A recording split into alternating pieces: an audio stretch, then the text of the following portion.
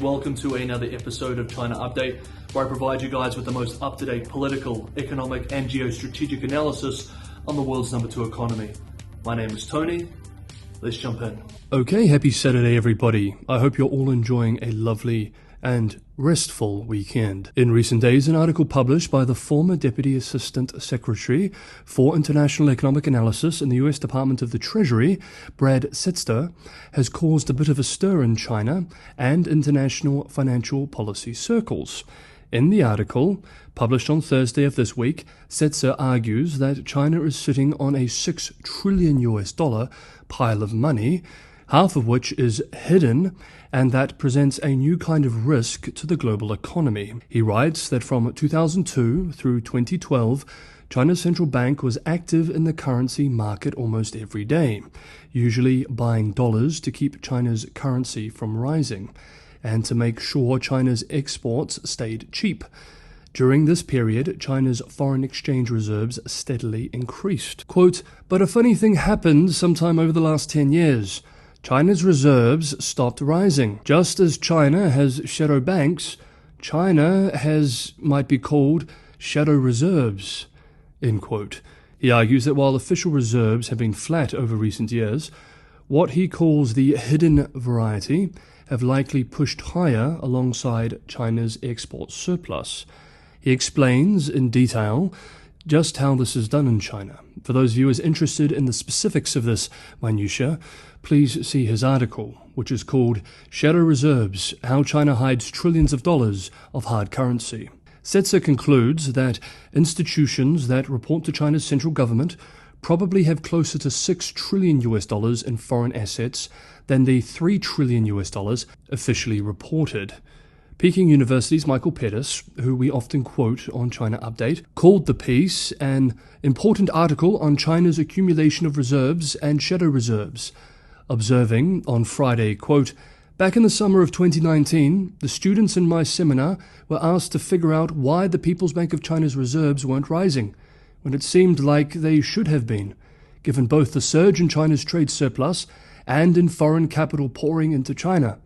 The tentative conclusion back then was that the People's Bank of China was outsourcing a new accumulation to state-owned banks." Setzer at the time was asking the same questions, and in this article he provides very strong circumstantial evidence that this is exactly what was happening. "My assumption was that total reserves and shadow reserves added up to a whopping $5 trillion, but Setzer suggests that it may be closer to $6 trillion. This has important implications for trade discussions and a number of other global issues." End quote. What are these implications? We will let the author himself unpack them. Quote, "Well, China is so big an economy and such an unbalanced economy that all its activities just have an outsized global impact. China's shadow reserves are bigger than the formal reserves of the world's second largest holder of reserves, Japan, bigger than the assets of the world's largest sovereign wealth, Norway, though Singapore would be close competition if its sovereign fund disclosed its true size. It isn't a surprise that these massive pools of foreign exchange are at the center of most interesting debates. China's contribution to global debt distress is a function of the diversion of foreign exchange out of the US bond market and into global infrastructure lending.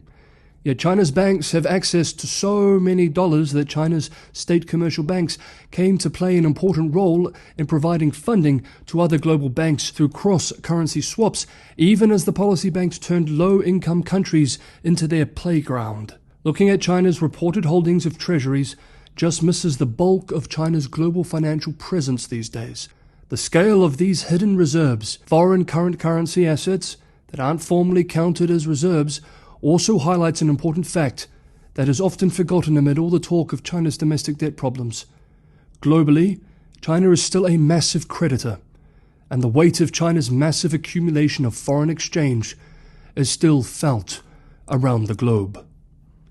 End quote. Before we move into US-China relations, today's video is supposed to be foreign policy heavy after all, we need to quickly discuss the weakening yuan.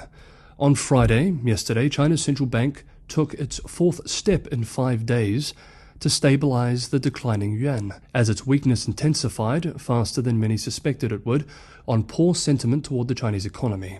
See yesterday's video for more details on the poor economic data and outlook. The People's Bank of China said its so-called fixing for the managed currency at a stronger than expected level after the offshore yuan extended a 7-month low. The same day, US-based financial media outlet Bloomberg published a report citing unnamed sources saying that the State Administration of Foreign Exchange, China's foreign exchange regulator, and the People's Bank of China have both asked exporters, importers, and banks about money flows and hedging demand, while also seeking views on the yuan and trading sentiment. The outlet explains that, quote, officials appear to be increasingly uncomfortable with the slide in the yuan, which has dropped about 2% this month against the US dollar and is one of Asia's worst performers, end quote, adding that the currency is being weighed down by China's disappointing economic recovery, a lack of strong stimulus from Beijing, and bets that the US will keep hiking rates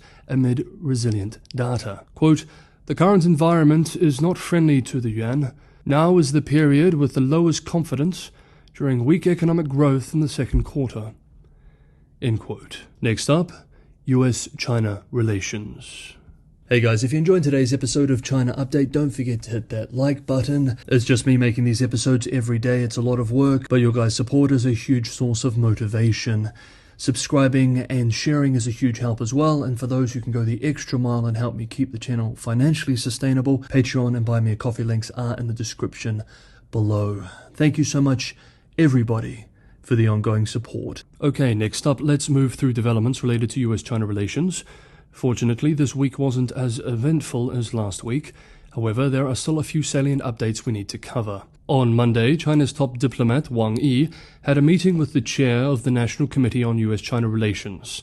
Wang took the occasion to unpack all of Beijing's official grievances with Washington. There is no need for us to quote them all here at length. The themes and ideas are very familiar to us. And of course, all blame is placed at the feet of the US. Wang expressed, quote, the roots of the difficulties facing China-US relations lie in the severe deviation of the US in its position towards China, which has resulted in the implementation of a series of misguided measures. I urge Washington to respect China's legitimate right to development and fulfill the commitments it has made to Beijing multiple times. End quote. Meanwhile, on Wednesday, US Secretary of State made comments on China which, unsurprisingly, did not go down too well in Beijing. What were the controversial words? Well, in an interview, the US Secretary of State, who recently returned from an official trip to Beijing, expressed, quote, it is no secret that there are differences between the US and China. The US will continue to stand for its interests, stand up for its values, and continue to do things and say things that China doesn't like, end quote. In response, the Foreign Ministry in Beijing said, quote, the US pursues a misconceived China policy which stems from misguided China perceptions, end quote, echoing the words of Wang Yi a few days before. State-run Global Times accused Blinken of sending out mixed signals, saying, quote, the remarks are full of contradictions, reflecting Washington's ulterior intention to contain and suppress China, end quote. And the state-run China Daily, in an English-language article aimed at an international audience, expressed, quote, the opportunities for improving ties that were created by Blinken's recent visit risk being wasted. If its sincerity in trying to improve bilateral relations is met only with cheating and insults, Beijing will be left with no choice but to respond to Washington in the same way, end quote.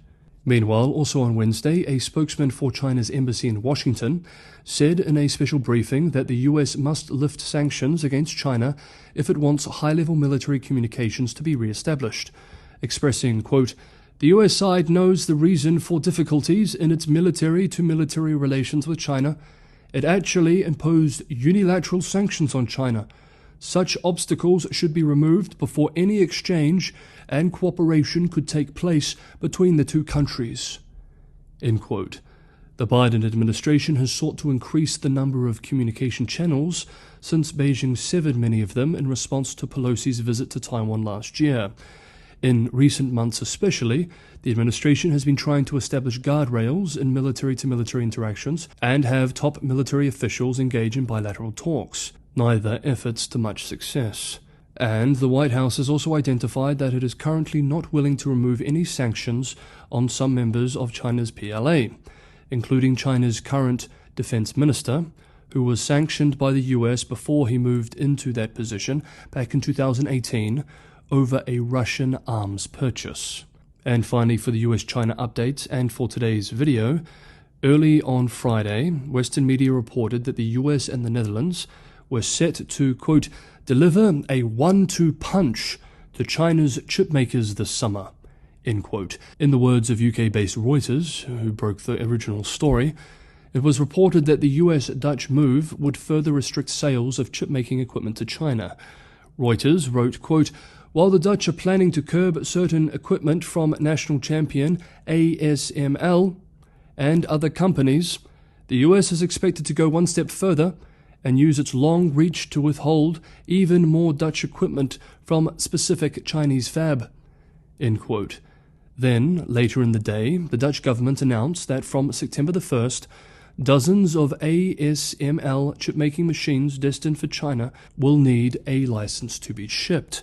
The Dutch trade minister expressed, quote, we have taken the step in the interest of our national security, end quote. Sources speaking to UK-based Financial Times say that the US is expected to come out with more chip restriction updates in July. Thus, the US, Japan and the Netherlands' united front in depriving China of the most advanced silicon chips continues to tighten. Whether China's advanced technology ambitions will be crippled or adapt, only time will tell. Okay, that is today's episode of China Update. Thank you so much everybody for watching. Have a wonderful Saturday. Have a lovely and restful weekend. And I will see you all on Monday.